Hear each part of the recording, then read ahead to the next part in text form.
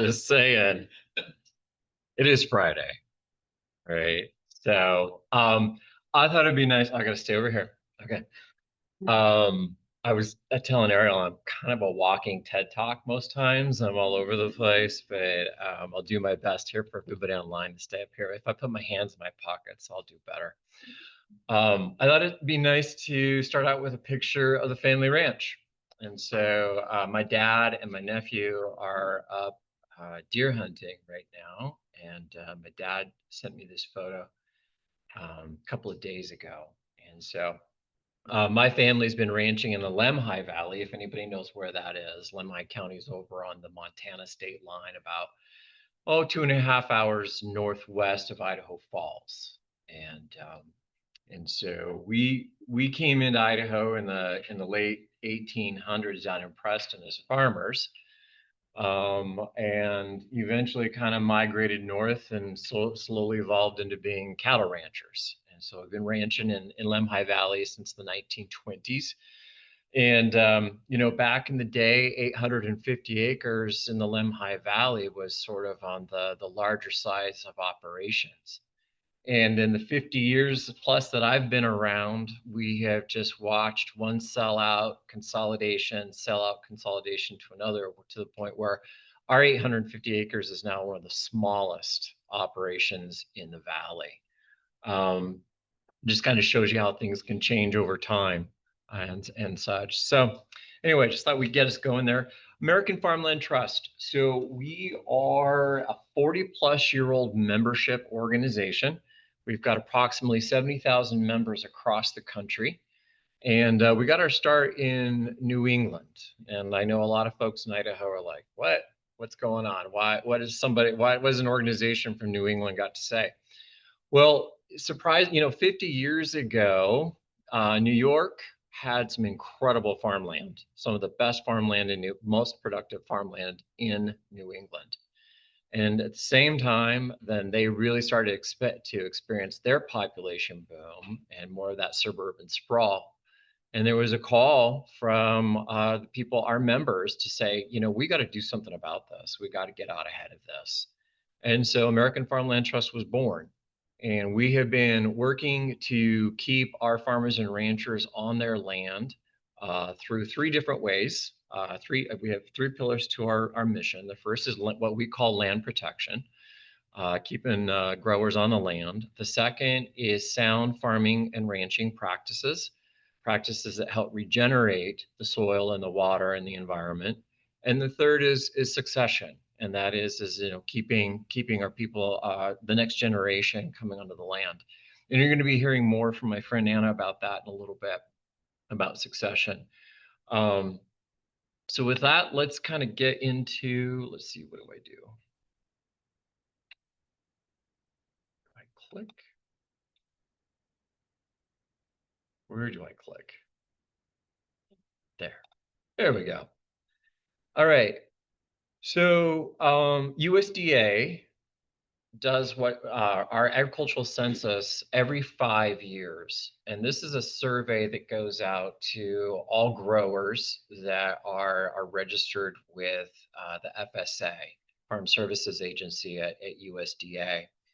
And some of the information that they do collect on that is veteran and military service related. And I just thought it'd be interesting to just kind of see where we play out here in Idaho. If you'll notice down there in the Gulf, you'll see that in the U.S., approximately 90% or 9% of our growers are former military service. And here in Idaho, we're just a little bit under that. We're about 8% of that total. And then the table over there to the right gives some interesting statistics. I think that that average age of producer I find interesting. We're a little older here, or I should say the military service is a little bit older. But when I see those numbers there, it reminds me to share that approximately 40% of the farms and ranches and working forests in the country are at an operator age that we are going to see a flip to a new generation. 40% of our working lands are about ready to switch. That's unprecedented in U.S. history to have that much of a generational shift. So when I see those average ages there, that reminds me that how much succession is really going to matter. And then you get a feel for the number of farms, a little less than 3,500 of 23,000 are military service. Our average farm size, a little bit smaller, and average total value of production just a little bit smaller. So just kind of give you an idea where you fit in the greater system out there. All right, so farms under threat. American Farmland Trust did a study where we looked at 15 years of lagging data between 2001 and 2016. All kinds of data that would help us model essentially what we call land conversion rates. And then what we did is we were then able to take that data and project that forward to 2040. And that's what you're really seeing here is that, our model is estimating 113,000 acres of working lands in Idaho will be permanently converted by 2040. I'm going to do a little math for you. That is estimated to be, or that is approximately 10 square miles per year right now leading into 2040. All right. It's equivalent of 700 farms and ranches, 72 million in farm output, 1,500 jobs will be gone as a result of this conversion. The one thing that on there I really want you to pay attention to, 83% of this conversion is going to occur on our best lands, our best soils that have the best water. And people are like, well, wait a minute, why is that? What's going on? Well, if you think about Idaho's history, we were colonized by Oregon Trail pioneers and Mormon pioneers coming in here. And what did they do? They were experts at finding the best ground to grow on. And so that's where they settled. Well, once you had a concentration of growers in an area, what came next? You needed that merchant centers to start providing services. So back in the day when everything is horse drawn, right, then it just makes sense to drop that little town in the middle of everything so everybody's got a short commute. So fast forward 150 years and those little towns are now cities. And what are they doing? They're growing right out on the best dirt where they were founded. So what that looks like in Idaho right now are the counties that you see in green. So no surprise here in the Treasure Valley, Ada and Canyon County. Over in the Magic Valley, we're really starting to see Jerome and Twin Falls County take off. Over in the east half of the state, basically from Idaho Falls all the way over to the Teton Valley. Rexburg's one of our fastest growing areas in the state. Bear Lake down in the corner. People are like, well, what's going on in Bear Lake? Well, Bear Lake is Idaho's little Lake Tahoe. And it's absolutely beautiful, incredibly scenic, ringed with farms and ranches, historic farms and ranches. Well, Bear Lake is about a 2 to 3 hour max commute time from the Wasatch Front. And so it is exploding with second homes is what's happening there. And then finally up in the Panhandle, no surprises. I think you've probably heard about that. Coeur d'Alene growing in leaps and bounds, Post Falls, and then it's just working its way up to the Panhandle, another very, very popular place for people to retire in Idaho. Another data set that I referred to earlier with the military service information that came out of the Ag Census, that's what you're looking at here. Now I'm going to ask you to ignore the line for right now. I want you to just look at the color bars, and you'll notice they're organized by each of the counties that we have batched into what we call Treasure Valley. So you see Ada over on the left, over to Wash County, clear out to the right. And so, look at Ada County, right? Those are 5-year intervals. So really what you're looking at there is that's 30 years of data. So 30 years of decline in Ada. Boise's kind of average. By the way, so when you see like Boise County flutter a little bit like that, Gem County flutters, Washington County flutters a little bit, that's just normal oscillation in the market. Farmers and ranchers are taking land in and out of production for any number of reasons. And so it doesn't mean that it's necessarily being sold. They may be following it for some reason. Maybe they're doing some pasture upgrades or something like that. So seeing a little flutter 5 to 5 years like that is not such a big deal. Now, when we take this entire data set for the Treasure Valley, combine it, that's the line. All right. So look at that trend line. So 30 years ago, we were pushing close to what, a 500,000 acres. And so by this last census, we're just under 200,000 acres. So that shows you how fast this is actually happening. Another data point out of this data that's really important that I wanted to share is that if we look at the last 5 years of the census data, of that loss of land and production, which is approximately 145,000 acres have been lost in production in the last 5 years, the vast majority of that, over 80% of that, is actually what we call small farms and ranches. All right. So it's really starting to show in the data the pressure that our small producers are experiencing. And here's why, right? And this is probably, some of this is not surprising to you folks, but we've got financial pressures right now. Profit margins are down. We've got unstable prices. Input costs are skyrocketing as a result of inflation. And so what happens is that, our growers start taking on a little bit of debt, saying, it wasn't the best season. I'll take on a little debt. I'm going to leverage to the next season. And it just starts to compound. We've got a limited support structure for small producers in place. We've got credit access constraints. I'm really glad that we've got the fellow here from Ag West to talk with us, hopefully to give you a little more information about that. Program navigation challenges. When I talk about program, these are federal and state agency programs for small producers. I've got some more information on that, but it's bureaucracy, right? We don't make it easy. And when somebody's spending 12 days out in the field, pushing cows around, planting and harvesting, everything like that, the last thing anybody wants to do is to come into the NRCS office and try and figure things out. Market volatility, trade tensions, policy delays, the politicizing of everything right now is just really slowing things down. Resource hurdles, we've got labor scarcity, we have climate extremes now, land cost, for those, I think all of you I heard are here in the Treasure Valley. Land costs have just absolutely skyrocketed and make it very, very expensive to try and get in from a land access perspective. And then succession issues, right? Like, who's going to take over? If my kids aren't coming back and I still want this ground to stay in production, who's available? We've gone through that cycle where farming and ranching just wasn't sexy for a while. I'm happy to say that the Zoomers seem to be more interested in how we grow our food and starting to come back, and I'm optimistic for us there. And then finally, competitive imbalance. I mentioned the consolidation that's occurring in the Lemhi Valley around my family ranch.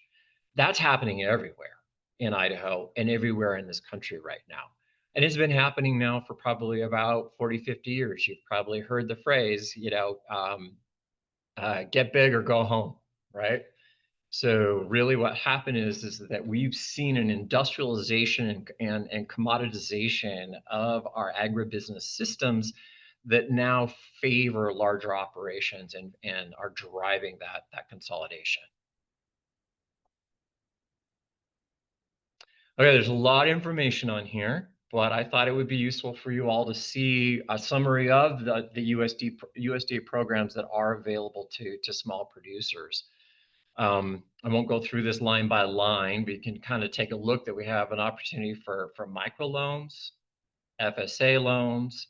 I forget what FSFL is, but in particular, that one is really important. And when we look at our local food system, right, and we look at who our local producers, small producers are that are feeding those fresh products into our food system, one of the biggest challenges we have is that when those crops come in, they've got to be stored, refrigerated, and ultimately distributed. So if we were to look at sort of like the local food system supply chain, it would be broader on the bottom from the producers, but then we skinny up in this sort of storage, refrigeration, and distribution. That's a pinch point. And then we hourglass back out for the consumers for that, right? Whether that be at the farmers markets, farm to table restaurants, CSAs, anything of that nature. So there's funding available specifically to help growers with storage and processing. We have organic cost share programs, EQIP and CSP. That is, don't even ask me to tell you what those acronyms mean, but essentially what they are is those are NRCS programs that help provide match funding for infrastructure and other conservation practices on small operations. Crop insurance is available for small operators. We've got market programs. And then finally, training and planning is available. So what's important about all of this is I want to see a show of hands. How many of you are registered with the Farm Services Agency? One of you. Okay. This is really, really important, all right? Because if you're not registered with FSA, then access to all of this is on hold until you do so, all right? So I really want to make that plug and you know, here in Canyon County, the NRC or USDA service office is just on the other side of 21st Street, I think, is the boulevard. But just go down Chicago Street here and everything, and that's where the NRCS service office is. Currently closed. Fingers crossed, we're going to get through this. But when you do get time, you've got some downtime this winter that you're not out on the land or anything like that, I invite you to go in, get your FSA number, because once you're signed up in FSA, then that local NRCS office is going to help map you to all of these programs that are available. I will turn this into a PDF so that we can get that out to all of you folks afterwards. So one last slide. I've been doing a lot of talking. One last slide is what are we specifically doing here in Idaho to improve agricultural viability? First and foremost, ISDA, Idaho State Department, notice my typo, State Department of Agriculture, they launched their Farm and Range Center in 2019, including succession planning education. And Anna's going to be telling you more about that here in a little bit. NRCS Idaho significantly increased its match funding for permanent protection of farmlands. You maybe have heard the term agricultural easements. Really what that is that if a landowner decides that they want to keep that land in ag in perpetuity, then a landowner has the right to sell the development right on that land. All right, essentially sell that development right. That has a value. That does have a value. Now, where does that money come from? Comes from a lot of different sources. But here in Idaho, because we don't have yet a state, what we call a state-paced program for match funding, we're very dependent upon the ASAP-AIL program. The good news is that NRCS Idaho has really been working hard to get our funding levels up for ASAP-AIL. And so we've doubled year over year since fiscal year 23 as far as what we've invested into permanent protection in the state. NRCS Idaho launched a small producers initiative in 2022. And we now have 3 conservation planners across the state. We have Erin Brooks here in the Southwest. She's at the service office down the street. She represents the southwest corner, I should say the west side of the Snake River Plain. Deej Brown is in American Falls. She represents the east half of the Snake River Plain. And then Ivy Dickinson is based in Moscow, and she's Moscow North. And the other part of this initiative is that's really important. NRCS's formulas for determining and match funding, so that table I showed you before, all of those programs in there, historically has been based off of, those formulas have been based off acres. So essentially our small producers have been falling through the cracks because, you know, when you're maybe a 10-acre operation, and they're like, oh, we'll match you $50 per acre. You're like, $500 is even worth my trouble, right?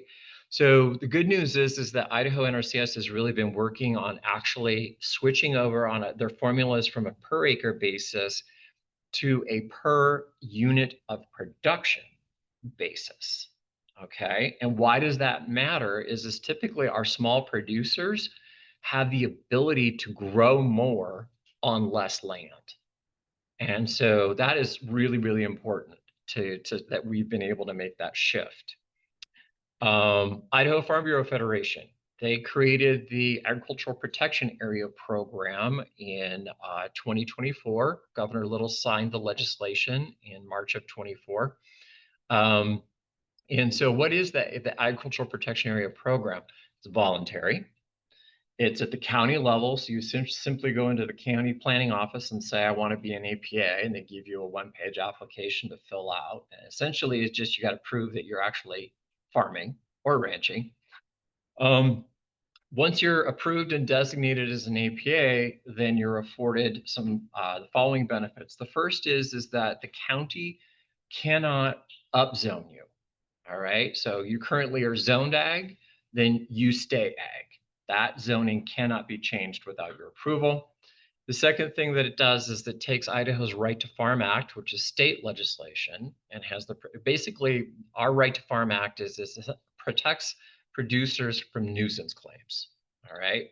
So an example would be, let's say, you're out in ag country and you decide to add some hogs to your operation, right? Add some animal intensity in there.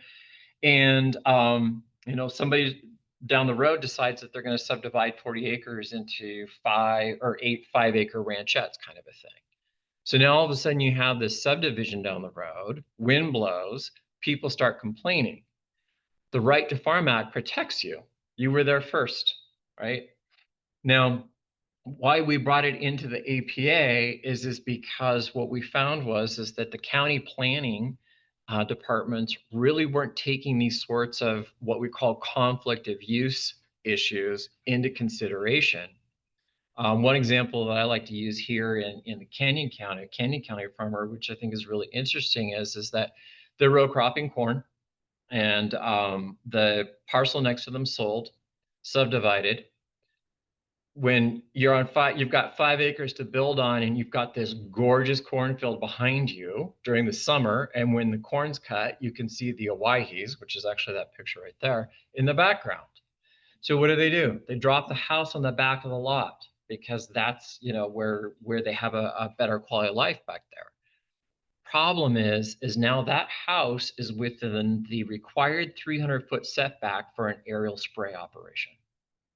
So now I, as a farmer, can no longer grow that crop or any kind of crop that requires aerial spray because I've got houses right next door. We have issues where we have kids and pets in fields during harvest time.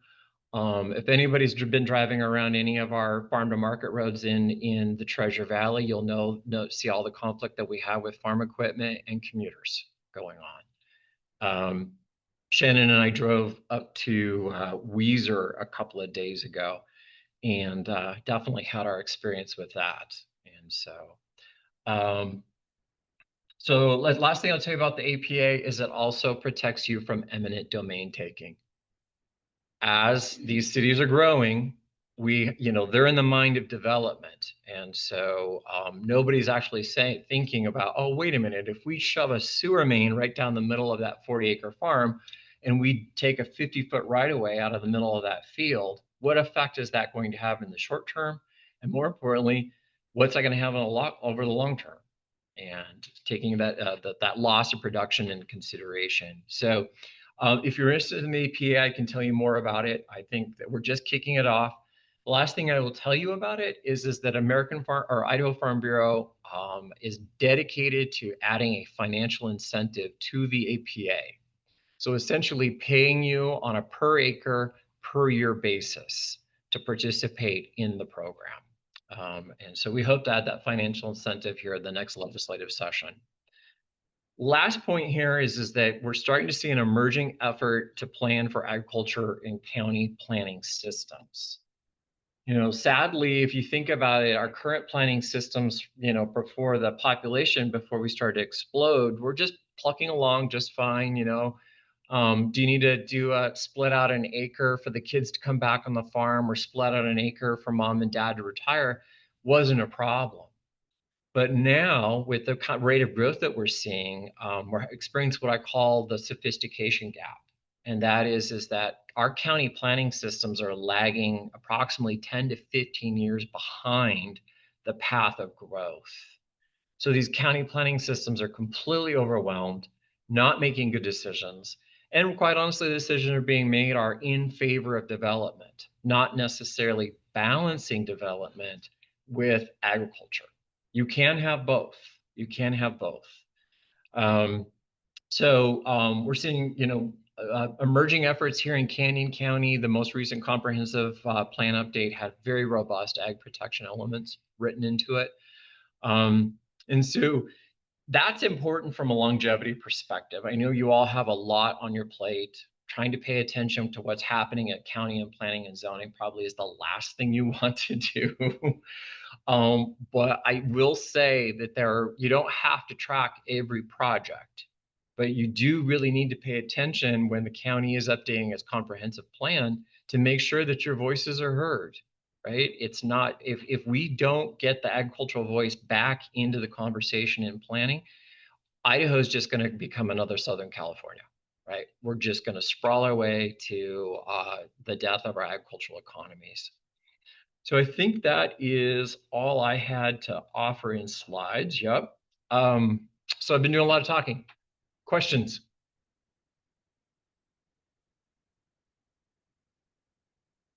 Yes.